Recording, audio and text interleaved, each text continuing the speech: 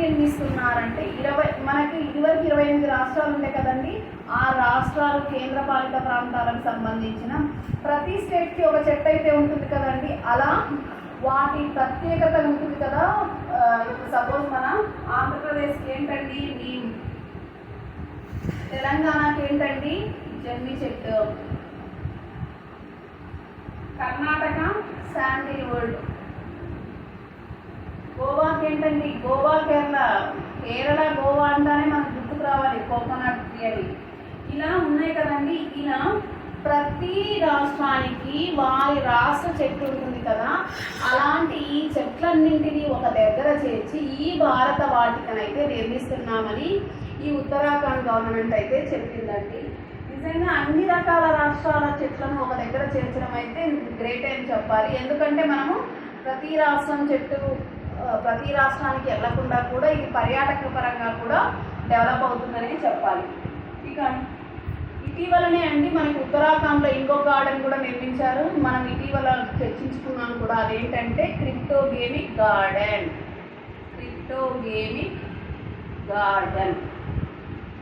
ఇక ఈ ఉత్తరాఖండ్ అండి ఇంకొక వార్తల్లో నిలిచిందండి.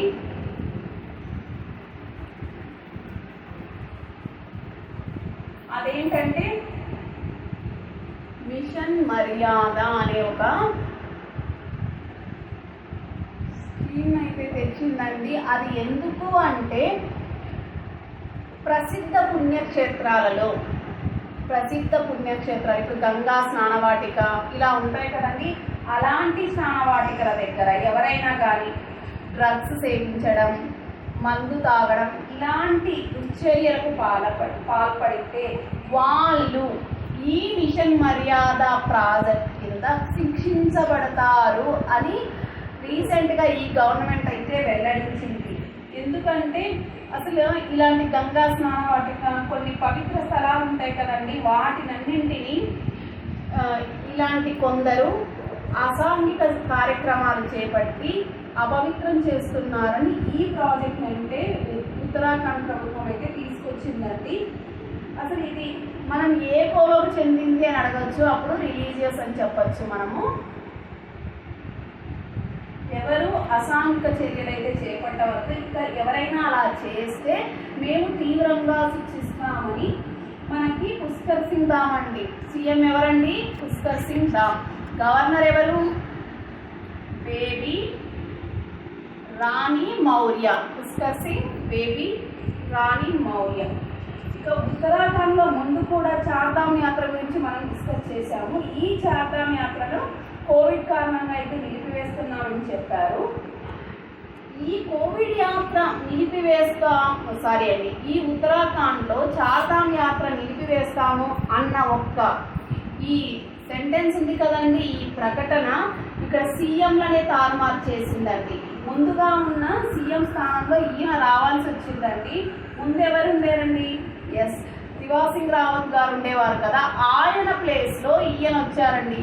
ఆ ప్రకటన చేయగానే ఉత్తరాఖండ్లో ఒక రాజకీయ సంక్షోభం అయితే వచ్చి ఇక ప్రభుత్వాలే ఇక్కడ తారుమారయ్యాయండి. చూడండి, ఒక ప్రకటన చేసినంత మాత్రానే చూడండి ఇలా జరగడం కూడా నిజంగా మనకు చెప్పుకోవాలంటే కొంచెం ఇబ్బందిగానే ఉంటుంది. ఎందుకంటే ఈయన ఉన్నారు కదా ఈ సింగ్ రావత్ గారు, కోవిడ్ ఉందని అలా చెప్పారు అంతే. కానీ అక్కడ ప్రజలకు కానీ ఎవరికి నచ్చలేదు. ఇది మా సంప్రదాయం, దీన్ని మేము ఎందుకు వదులుకోవాలని అందరూ ఈయనకైతే ఎగెనెస్ట్ అయ్యారండి. ఇక ఎగెనెస్ట్ అవ్వడంతో ఈయన చేసేదేమీ లేక రాజీనామా చేయగా ఆయన స్థానంలో ఈ పుష్కర్ సింగ్ గారు వచ్చారు. ఎక్కడెక్కడ చేయకూడదంటే గంగా స్నానవాటిక. మనకు ఉత్తరాఖండ్ పవిత్ర ప్రదేశం అని చెప్పుకోవచ్చు అండి. ఫేమస్ ప్లేసెస్ అయితే ఇక్కడ ఉన్నాయి. చార్ధామ్ అయినా, ఇక గంగా స్నానవాటిక, హరిద్వార్, ఋషికేశ్ ఉన్నాయి కదండి. ఇవన్నీ ఈ పవిత్ర ప్లేస్లలో ఎవరే కానీ అసాంఘిక చర్యలు చేయకూడదు. అలా చేపడితే అయితే మేమైతే తీవ్రంగా శిక్షిస్తాము అని అయితే వీళ్ళు దీని ద్వారా చెప్పారు.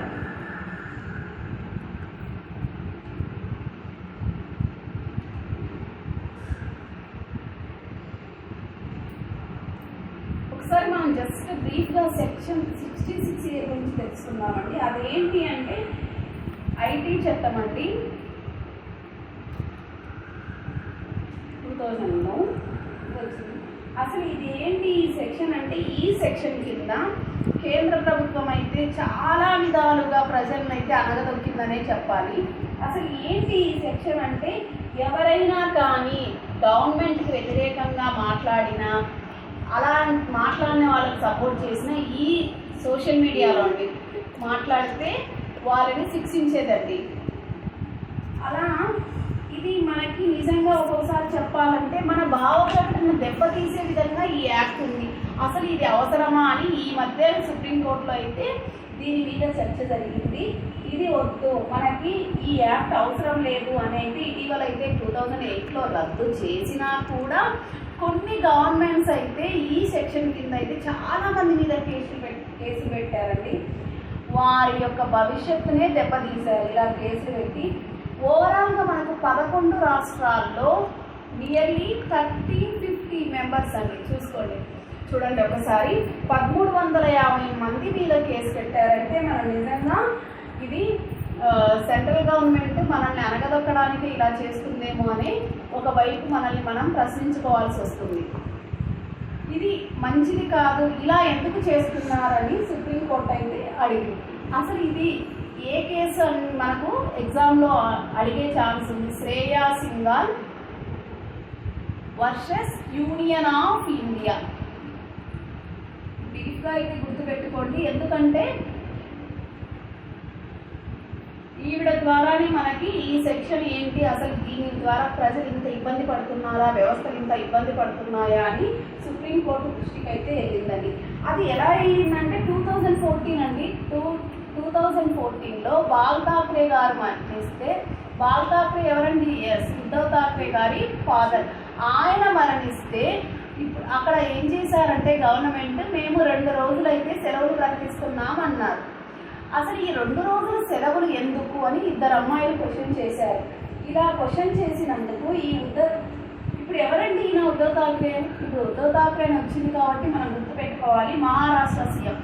ఈ మహారాష్ట్రలో 2 డేస్ అసలు హాలిడేస్ ఎందుకు అని అడిగిన అమ్మాయిల మీద కేసు పెట్టి వారిని అరెస్ట్ చేశారు. ఇలా ఎందుకు చేయాలి, అలా చేయడానికి మీకు ఏమి హక్కు ఉంది, అది వాళ్ళ భావ స్వాతంత్ర్యపు హక్కు అని ఇక్కడైతే శ్రేయా సింఘాల్ గారు కోర్టులో కేసేశారు. అలా అంటే ఆవిడ ప్రత్యేకంగా వీరి గురించి అని కాదు, అసలు 19 ఆర్టికల్ని అనగదొక్కేలాగా ఉంది ఈ 66A అని ఈవిడ చెప్పడంతో ఒకసారి సుప్రీంకోర్టు కూడా దీన్ని నిశ్చితంగా పరిశీలించి ఇది తప్పు, నిజంగానే ఇది ఎలా ఉంది అంటే జవాబుదారీతనం లేని అధికారులు మాత్రమే ఇలాంటివి చేస్తారని సుప్రీంకోర్టు అయితే స్టేట్మెంట్ ఇచ్చిందండి. ఇది నిజంగా పిచ్చోడి చేతిలో రాయిలానే ఉంటుంది ఇది ఈ సెక్షన్ అయితే.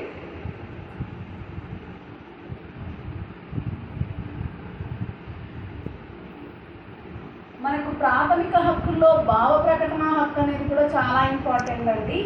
ఎవరైనా తమ భావాలను వ్యక్తపరచుకునే హక్కు ఉంది. అలాంటప్పుడు మనం ఎందుకు మన భావాలను వ్యక్తపరచుకోలేము అన్నది ఇక్కడ 66A ఆర్టికల్లో మనం ప్రధానంగా చూస్తామండి. నెక్స్ట్ ఒక్కటి ఉత్తరప్రదేశ్ సంబంధించిన విషయం చూద్దామండి. అదేంటంటే రుద్రాక్ష కన్వెన్షన్ సెంటర్ అండి.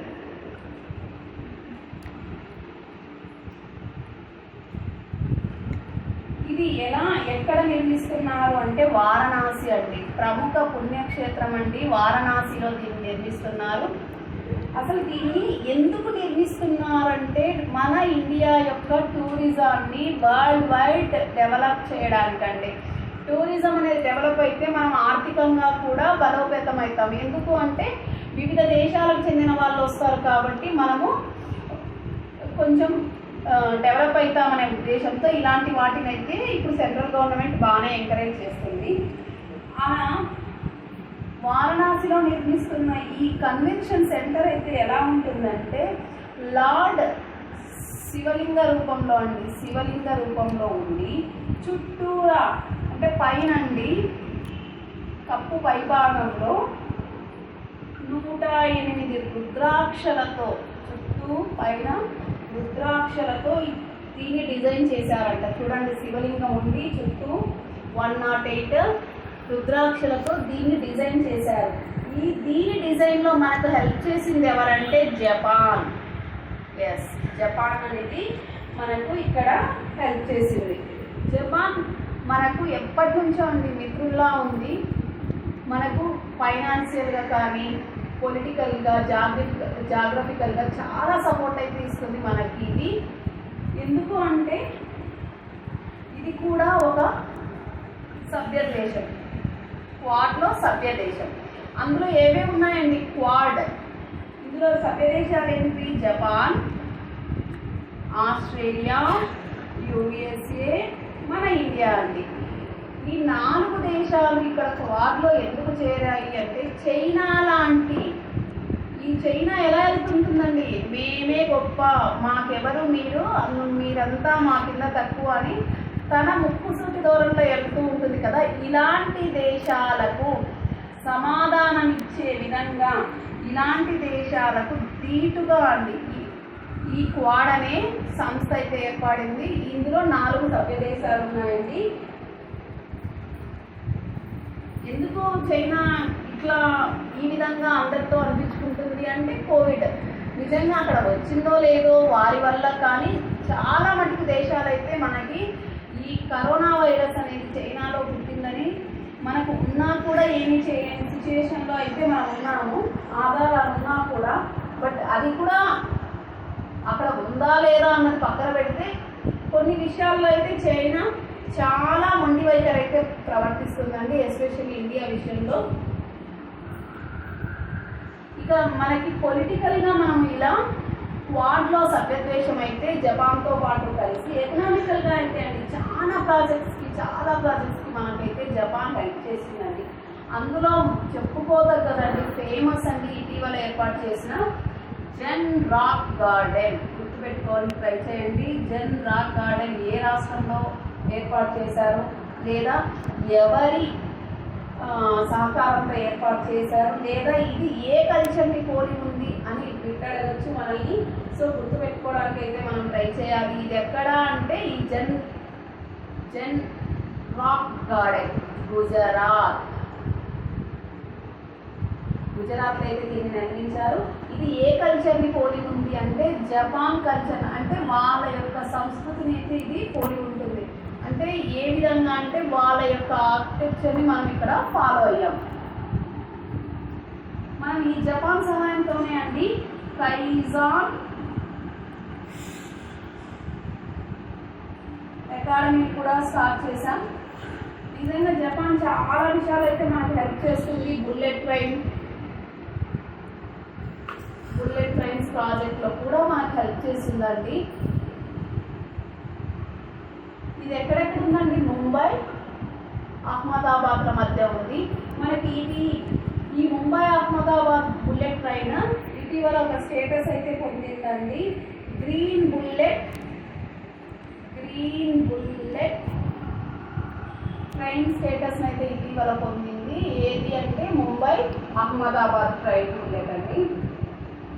ఈ విధంగా ఇలా మనం ఉత్తరప్రదేశ్ గురించి చర్చించుకున్నప్పుడు జపాన్ గురించి కూడా చూడాల్సి వస్తుంది. మనము ఎందుకు అంటే ఏ సంస్కృతికి పోలి ఉంది అన్నప్పుడు మనము అక్కడ బిట్స్ అడిగినప్పుడు జపాన్, ఆస్ట్రియా, యుఎస్ఏ అడిగినప్పుడు మనకు జపాన్ సాయం చేసింది. ఓహో, జపాన్ వల్లనే కదా మనము ఇలా దీన్ని నిర్మించుకున్నాము అని మనకు ఒక ఐడియా అయితే ఉండాలి. అందుకే మనము కొద్దిగా జపాన్ గురించి ఎక్కువ తెలుసుకోవాల్సి వచ్చింది. ఓకే అండి, థ్యాంక్ యూ. మీకు కనుక నా వీడియో నచ్చితే ప్లీజ్ లైక్, షేర్, సబ్స్క్రైబ్.